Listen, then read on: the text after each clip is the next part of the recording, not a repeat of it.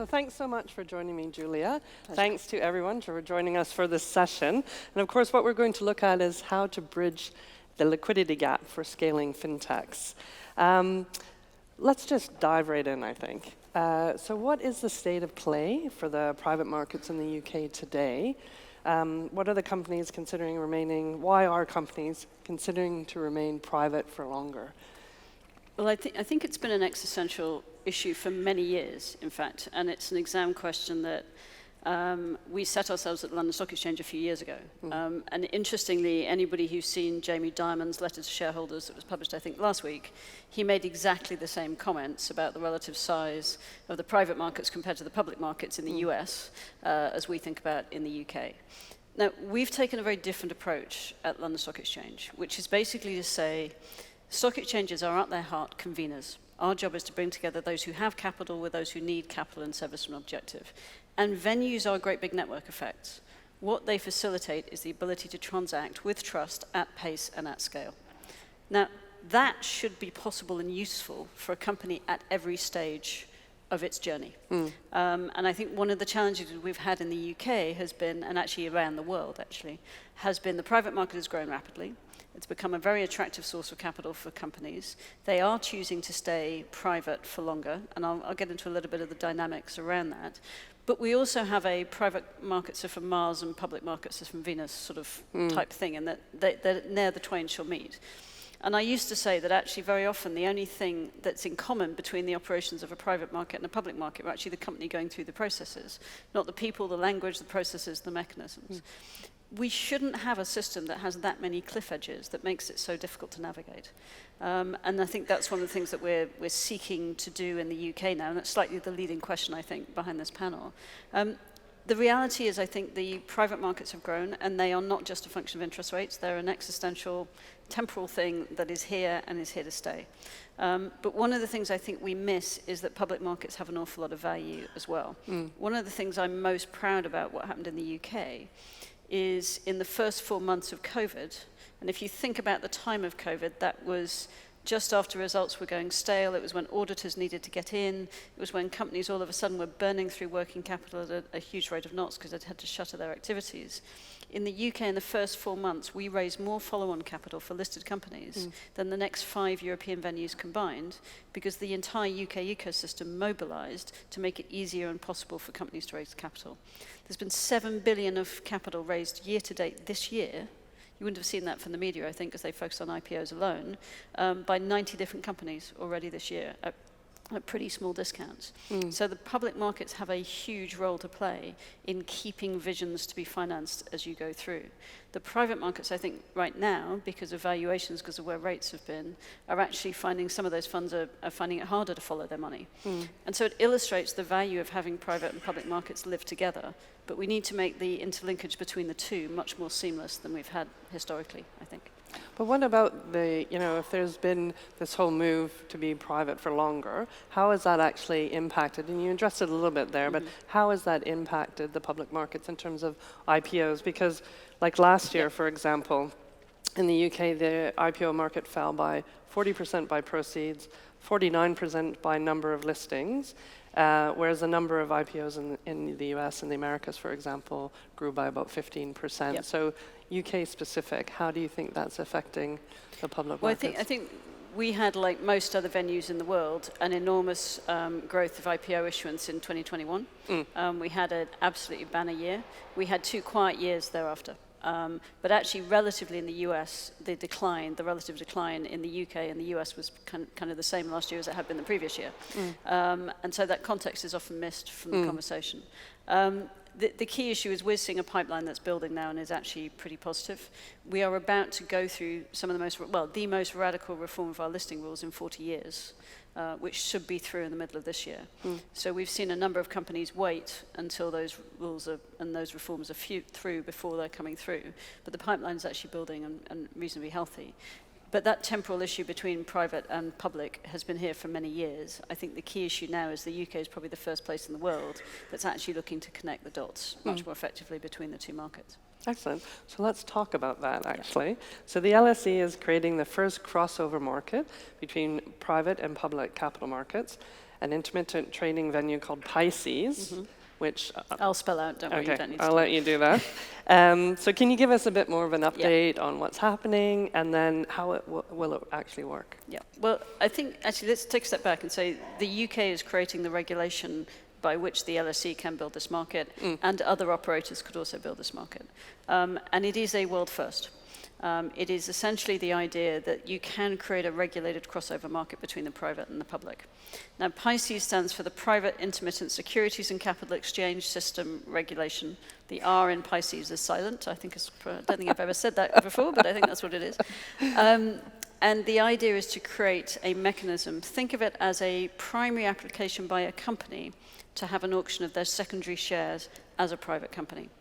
It creates an intermittent, transparent price formation process for a company to have an auction of their secondary shares at a periodicity of their choosing. So once a month, once a quarter, once every 6 months, once a year.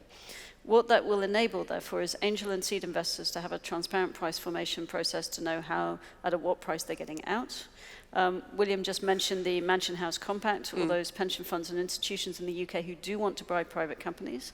This enables them to use their pipes and plumbing to be able to buy and start participating in owning private assets. It gives VCs and Ps another exit strategy, so they don't force a company into a trade sale or indeed an IPO ahead of their time. That may sound odd coming from the CEO of the LSE, but I used to be an issuer. I care passionately about issuer agency and companies having the ability to set their own path and make their own decisions. And finally, it will provide the opportunity for liquidity for staff.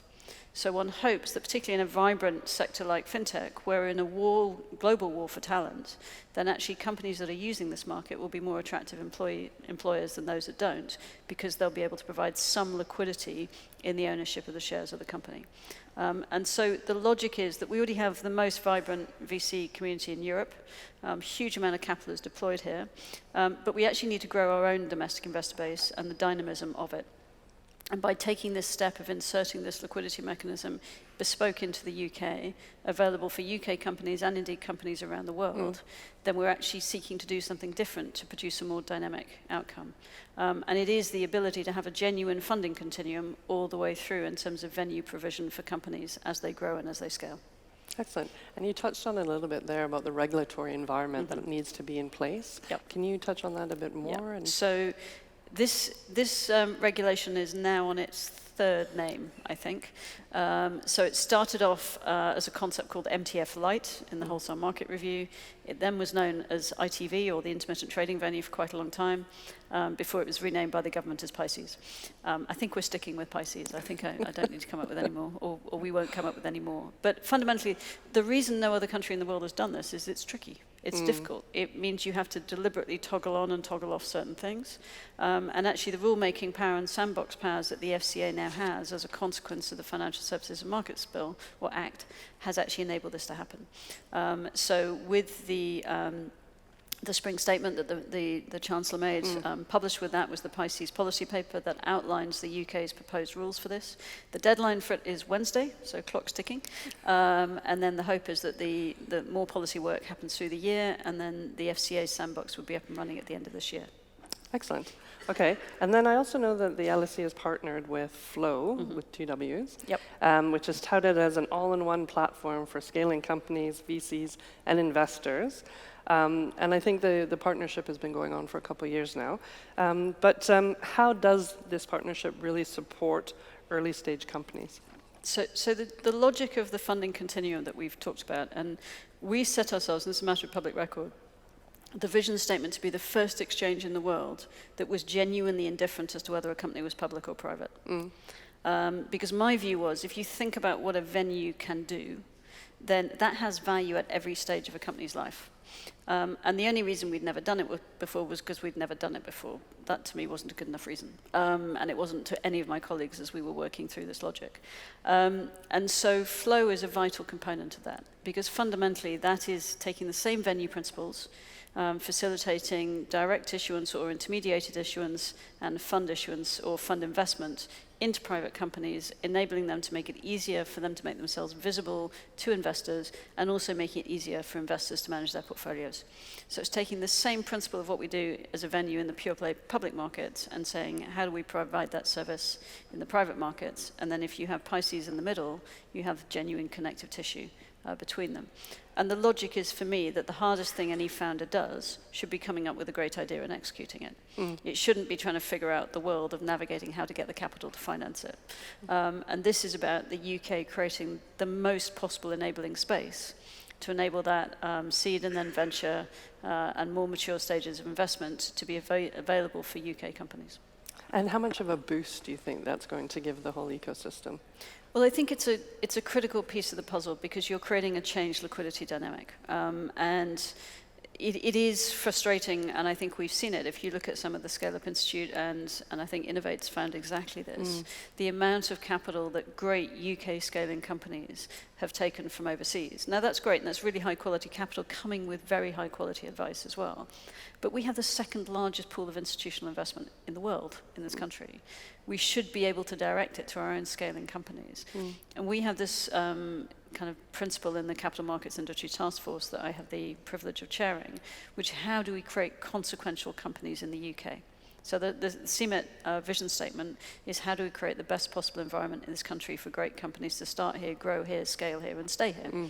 But scaling and staying here means you have to continuously have ongoing access to the capital that you need to fulfill your ambition and to become globally consequential from the UK. So the UK needs to make sure that that ecosystem is working. And that the combination of the Edinburgh reforms, everything that we're doing on CMIT, and the creation of PISCES is all deliberately designed to join all these things up and make them as efficient as possible and effective as possible. Okay, I think we have enough time for 2 more questions. Okay. But what will these developments really mean for UK's competitiveness on an international scale? Yep. We talk about the government's ambitions to become a science and tech superpower by 2030, the right to have the right environment for our own UK tech giants. What do you think this will play into that? Well, I think the remarkable thing about all the reforms that are going on at the moment, and we in CMIT talk about this concept of 5 fingers on the glove. So primary market rules, quality of sell-side research, availability of risk capital, corporate governance and remuneration, and the ecosystem for scaling consequential private companies. And the glove is the culture, how we talk about it around here, how we celebrate entrepreneurship. We're making progress on all of those 5 fingers in terms of reforms right now, whether that's the FCA reforms, whether that's pension capital reforms, pension reforms, Mansion House Compact, whether that's the conversations that are very different about remuneration this season than they've been in previous seasons, or whether that's creation of PISCES. We're making progress on all of those things. And the UK has remarkable raw ingredients. We have more cutting-edge science coming out of our universities per capita or GDP than any other country. We create more unicorns than anywhere outside the US and China. We have a world-leading capital market on a multi-asset basis by any measure. If we can just get better at connecting all of those things together, then we can really create even more dynamism and ultimately growth and productivity for the economy. But it isn't about doing the same things over and over again and expecting a different result. It's about actually quite deliberatively changing bits of the ecosystem and making sure that they all coherently connect together. I've seen quite a lot of comment over the years about review-itis. Actually, all of this reform agenda does connect together. If you think about PISCES and then you think about the Mansion House Compact, well, fundamentally, PISCES is the mechanism by which the Mansion House Compact works. These have all actually been connected together, but in a way that I think it's not always easy for people to see the totality of the ecosystem at one time. Okay, my last question. So the focus on private markets, what's next for the London Stock Exchange? Ooh. Well, there's a fair amount to continue to execute. I mean, I have started giving speeches this year to say that actually I think there's a very good chance that we can look back on 2024 as the year that really moved the dial. And if somebody had told me 3 years ago that we'd be where we are today on the reform agenda, I'm not certain I would have believed them. But the issue is London has continuously innovated and continuously evolved to be the financial services capital. And if you look at the the idea that was behind the sandboxes that the FCA created and the scale of the fintech community we have now. And then you think about all of these other groundwork that we're laying, the Unicorn Council being able to create that real cohesion around what the unicorn population need. Now, there are various things that are next on the agenda. There's still bits of the core agenda that I think we need to pick up. One of the cudgels is the issue around stamp duty, which I know was raised this morning as well, but fundamentally that is a friction in our system, and I think we need to change the narrative about it and understand that it's not a fat cat tax. It actually taxes the average retail consumer on the street and their pension funds, and therefore we need to think about how we can replace that money for the Treasury, but ultimately look at restructuring that to increase the dynamism in the market. So there are still some parts of our market ecosystem that we need to think about. I also have the privilege of building our digital assets infrastructure for LSEG as well, and actually the potential for that to transform the functionality and the delivery and the efficiency with which our markets operate. And I think the UK's potential to be at the centre of that is also very exciting. So there's a massive reform agenda going on. Excellent. Well, thank you so much, Julia. Pleasure. Thank you very much.